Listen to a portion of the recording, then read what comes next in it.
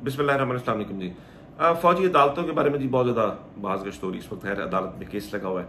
अदालत जो भी फैसला करती है, अब यानी कि जो सुप्रीम कोर्ट है वो फैसला करेगी कि फौजी अदालतें बननी चाहिए नहीं। अब ये this has all the answers by the way, इसमें इस तमाम के तमाम जवाबात मौजूद हैं कि अगर मुल्क की अदालतें जब मौजूद हैं, जब लोअर कोर्ट्स हैं, हायर कोर्ट्स हैं, सुप्रीम कोर्ट है, तो इन तमाम के होते हुए आखिर फौजी अदालतों की कौन सी ऐसी जरूरत पड़ गई है कि फौजी अदालतें बनानी पड़ेंगी। अब इससे पहले कि लोग ये तनकीद करना शुरू करें कि जी वो इमरान खान के दौर में भी थी और जी इतने लोगों को सजा हुई और वगैरह वगैरह, ये तमाम चीजें, तो जरा रिकॉर्ड की दुरुस्ती के लिए, वैसे तो फैसल शेरजान साहब ने इसके ऊपर बड़ी डिटेल्ड वीडियो बनाई है, लेकिन मैं सिर्फ उन्हीं की चंद बातें जो है वो आपको आप तक पहुंचा दूं कि 2015 में 21वीं तरमीम के तहत जो फौजी अदालतें बनाई गई, क्योंकि उस जमाने में एपीएस जो नया नया हुआ था and it probably had made a lot of sense, और लेकिन ये असेंबली ने 2/3 अक्सरियत के साथ इसको अप्रूव किया और फौजी अदालतें बन गई। उनका क़याम जो था वो 2 साल के लिए था, तो यानी कि 2015 से लेकर 2017 तक था। 2017 में दोबारा जो है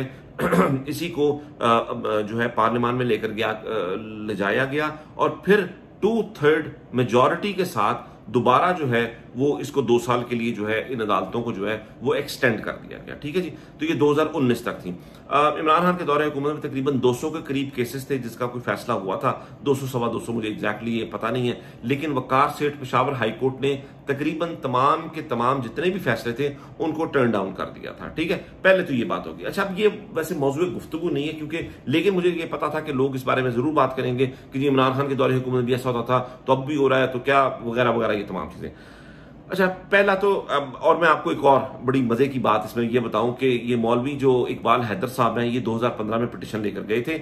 इन्होंने ये कहा था कि जी फौजी अदालतें बननी चाहिए। मौलवी इकबाल हैदर वही हैं जिन्होंने 9 अप्रैल की रात 12 बजे जो है वो अतर मन्ला साहब की अदालत में जो है वो पिटीशन दायर की थी, जो कि उसका जो फैसला आया था कि मतलब कि 3 अप्रैल की रात को इन्होंने वो जो है ना वो पिटीशन फाइल की थी। अच्छा, अब जरा coming back to the same question कि आखिर फौजी अदालतें क्यों, फौजी अदालतें कौन सा ऐसा काम करेंगी कि जो ये अदालतें नहीं कर पाई। असल में तो ये होना चाहिए कि जो अदालतें हैं जो ऑलरेडी हमारे पास हैं, इनको हम मेक श्योर करें कि ये अदल और इंसाफ कायम करें। अब ये कैसे अदल और इंसाफ कायम करेंगी, इसकी बड़ी सादा सी एक बात है, आप इनको आजाद कर दें। आप इनको आजाद कैसे करेंगे? आजाद आप ऐसे करेंगे कि आप इनको फोन कॉल करके ये ना बताएं, जिस तरह शहबाज शरीफ ने बताया, वो मलिक साहब एक जो हमारे थे जो चीफ जस्टिस थे, उनको फोन करके बताया जी कि बड़े भाई जो है वो ये वाला फैसला चाहते हैं तो आप ये वाला फैसला कर दें। ये ना हो कि जो नून लीग की पूरी जिंदगी की आदत रही है कि हम वकील नहीं सीधा जज करते हैं,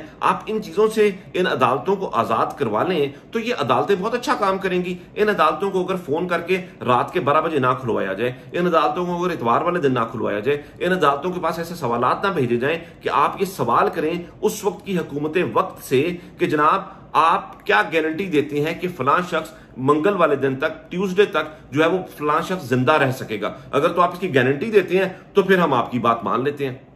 तो ये अदालतों को अगर आप स्क्रिप्टेड जो वो चीजें देंगे, ये तमाम चीजें जब करेंगे, जब तक आप अदालतों को आप आजाद कर दें, ये अदालतें आपको बहुत अच्छा रिजल्ट पेश करेंगी, क्योंकि हमारे मौजूद जज साहिबान जो है बड़े काबिल लोग हैं। इन अदालतों में बड़े काबिल लोग बैठे हुए हैं, वो ये कर सकते हैं, लेकिन बिकॉज ऑफ द प्रेशर, अभी जो हम आजकल जो सुनते हैं, अब अल्लाह नोज द बेस्ट, लेकिन जो आजकल हम सुनते हैं वो ये सुनते हैं कि जितनी भी अदालतें हैं उसके अंदर जो है वो कुछ नामालूम अफराद भी होते हैं। वो मेक श्योर करना चाहते हैं कि जी यहां पर जो फैसला हम देने वाले हैं, ये लोग जो देने वाले हैं वो कहते हैं वो हमारे फैसला हमारे मुताबिक हो, और अगर कोई जज उनके मुताबिक फैसला नहीं देता तो वो जैसे ही लोग बाहर निकलते हैं वो पुलिस को बुलवा के दोबारा उनको पकड़ लेते हैं। अब बहुत से वाकयात ऐसे हैं जहां पर लाहौर की अदालतों में, ये मैं आपको मतलब बड़ी वसूख से ये वाली बात बता रहा हूं कि जहां पर जज ने जानबूझकर जज ने बेल नहीं दी और जज ने यह कहा कि अगर मैंने आपके क्लाइंट को बेल दे दी, क्योंकि सियासी तौर पर गिरफ्तार किया गया तहरीक इंसाफ के 12-13 हजार लोगों को, तो अगर मैंने इनको बेल दे दी तो कोई और नया मुकदमा करवा लेंगे, तो फिर एक नया मुकदमा होगा, फिर आपको 2 मुकदमे भुगतने पड़ेंगे। तो बेहतर है आप इस पर बेल अभी ना करवाएं, आप अभी मतलब पाबंदे सलासल ही रहें। ये मतलब ये देखिए किस तरह का मजाक है ये, कि यानी कि जज जो है वो कितना बेबस है कि वो ये जज साहब जो है वो खुद ये कह रहे हैं कि आप जो है इस वक्त इनकी जमानत मत करवाएं, क्योंकि आपने जमानत करवाई तो ये नया केस डाल देंगे आप पे, फिर आपको 2-2 केस भुगतने पड़ेंगे। तो बेहतर है कि आप एक केस भुगतें और जब ये बेहतर वक्त आएगा तो आप इसकी जमानत करवा लें। तो ये तो हाल है, जब तक आप इसको डिक्टेट करना छोड़ दें, आप इनको आजाद कर देंगे, अदालतें काम करेंगे। अच्छा, एक आखिरी सवाल ये है कि अगर आप फौजी अदालतें बना देते हैं तो फिर क्या होगा? फौजी अदालतों में आपने मिसाल के तौर पर, मुझे नहीं पता कि इसका तरीक़ेकार क्या होगा, मैं नहीं जानता हूं, जाहिर है मैं मेरी जरा माजरत, इग्नोर माई इग्नोरेंस प्लीज। लेकिन मेरा सवाल है इसमें क्या होगा कि कर्नल साहब बैठे होंगे, कर्नल साहब एक फैसला सुनाएंगे और कर्नल साहब के फैसले से अगर मैं अग्री नहीं करता हूं या कोई अग्री नहीं करता तो हम क्या करेंगे, क्या कहेंगे? क्या हमें ये जरूरत होगी ये कहने की कि जी फलाने कर्नल ने अच्छा फैसला नहीं दिया, और अच्छा कर्नल ने नहीं दिया तो हम ब्रिगेडियर के पास चले जाते हैं, ब्रिगेडियर साहब आप बेहतर फैसला कर दें। ब्रिगेडियर साहब नहीं कर सकेंगे, ब्रिगेडियर उस कर्नल के खिलाफ नहीं जा सकेगा, ब्रिगेडियर के ऊपर हम किसी जनरल के पास जाएंगे, वो मतलब क्योंकि बिकॉज जाहिर है क्योंकि ये इदारा ऐसा है, दुनिया के तमाम इदारों की तरह, तो तमाम फौजों की तरह ये वाली फौज भी उस तरह है जो डिसिप्लिन्ड है। जाहिर है वो अपने एक इसकी हिरारकी है, एक इसका पैकिंग ऑर्डर है जिसको ये फॉलो करती है, which is absolutely nothing wrong with it. इसीलिए इसी वजह से हम ये कहते हैं कि फौज जो है, जो फौजी जो लोग हैं, जो इस तरह के इदारे हैं, ये मुल्क नहीं चला सकते, इनका ये काम नहीं है। क्योंकि ये नहीं कि अच्छे बुरे की बात नहीं हो रही, only because of the fact कि ये इसके लिए ट्रेन नहीं होते हैं, ये इनकी ट्रेनिंग ही नहीं होती है कि मुल्कों को चला सके, इदारों को ठीक कर सकें, तमाम चीजें कर सके, इनकी नहीं होती। वो जो किसी एक अजीम शख्स ने कहा था कि you can only tell them go capture the hill, you know. So ये वाले काम आप इनसे करवा सकते हैं और ये बहुत अच्छे काम कर सकते हैं। लेकिन जो अदालतों वाले काम है और ये इस तरह के हैं या मुनज़्ज़मीन वाले हैं, चीजों को ऑर्गेनाइज करने वाले हैं, ये काम मुश्किल हो जाएंगे। मतलब यानी कि हम ये जानना चाहते हैं कि कैसे होगा, क्योंकि देखिए अगर कोई, मुझे नहीं पता कि अदालतों में कौन बैठे होंगे, जाहिर है कोई फौजी बैठे होंगे जो ये फैसले देंगे, कोई ब्रिगेडियर साहब बैठे होते हैं, कोई कर्नल साहब बैठे होते हैं। अब उनकी इस मुल्क को कौम के लिए खिदमात है, इसमें कोई दो राय नहीं है। अब अगर हम ये कहते हैं कर्नल साहब आपने फैसला गलत दे दिया, या ब्रिगेडियर साहब आपने फैसला गलत दे दिया, या जनरल साहब आपने फैसला दे दिया, तो अब तो जो हालात हैं, आप तो ये कहते हैं कि ये मुल्क दुश्मन है, ये तो गद्दारे वतन है, क्योंकि जी इसने तो इस ब्रिगेडियर के खिलाफ बात कर दी, इसने इस कर्नल के खिलाफ बात कर दी, एक बंदे के खिलाफ बात करने का मतलब है पूरे इदारे के खिलाफ बात कर दी। अब उस पर गद्दारी का मुकदमा भी कर देंगे आप। वो पहले मुकदमा जिससे वो डिसएग्री करता है, उस मुकदमे को से बचने के लिए वो आपको कुछ कहेगा, आप उस पर गद्दारी का मुकदमा कर देंगे। मैं सिर्फ ये सवालात कर रहा हूं, मैं समझना चाह रहा हूं कि एग्जैक्टली जो फौजी अदालतें हैं वो काम किस तरह करेंगी ताकि हमें समझ आ जाए। क्योंकि जाहिर है जिस तरह हमने माजी में देखा, जो अदालतों में, फौजी अदालतों में जो कुछ फैसले होते थे, हम तक तो नहीं पता चलता था अनलेस कि वो जो हाई कोर्ट्स है वहां पर चैलेंज नहीं हो जाते थे। अगर उन्हें दोबारा हाई कोर्ट्स में आना है तो फिर इनका क्या काम बनता है? तो क्या ये इसलिए बनाई जा रही है कि किसी मखसूस जमात के लिए, मखसूस लीडर को सजा देने के लिए?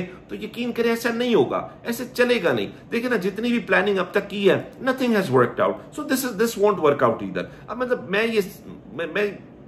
मैं समझा तो नहीं सकता, समझाना तो बहुत बड़ा लफ्ज है, माजर चाहता हूं, बहुत स्ट्रांग वर्ड है कि मैं समझाऊं। मैं तो सिर्फ अर्ज कर सकता हूं कि प्लीज मतलब इन चीजों को जरा ना बेटर सेंस प्रिवेल करनी चाहिए। कोई वो उर्दू उसकी यही होगी कि होश के नाखून लेने चाहिए। माजर चाहता हूं कि अगर ये लफ्ज थोड़े सख्त हैं तो, लेकिन बेसिकली यही बात है कि मुल्क कहां पर जा रहा है, किस वक्त। मतलब आप अपने हमसाये ममालिक को देखें, पूरी दुनिया को आप देखें कहां से कहां जा रही है, और आप अभी तक इन चीजों में पड़े हुए हैं कि एक बंदे को सजा देनी है, एक बंदे पर कांटा लगाना है, एक बंदे को खत्म करना है।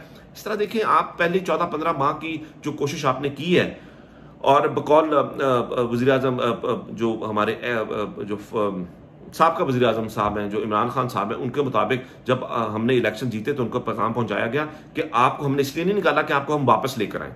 ये फैसले आप कैसे कर सकते हैं? आप मुझे बताएं। इसी तरह आप अदालतों के फैसले नहीं कर। अब यहां से देखें, माजरत के साथ मैं माजरत चाहता हूं ये बात करते हुए, लेकिन यहां से आपके इंटेलेक्ट का पता चलता है कि अगर आपकी ये इंटेलेक्ट है कि आपके फैसला करें कि जी जिसको अवाम चाहती है उसको हम नहीं लाएंगे, क्योंकि हमने आपको निकाला इसलिए कि हम आपको दोबारा वापस नहीं लाना चाहते। अगर ये आपके इंटेलेक्ट है तो आप जब मसनते उस पर बैठे होंगे, जब आप काज़ी उल कज़ा होंगे, उस वक्त आप क्या फैसला देंगे और कौन उससे अग्री करेगा, और जो अग्री नहीं करेगा तो क्या वो गद्दार कहलाएगा?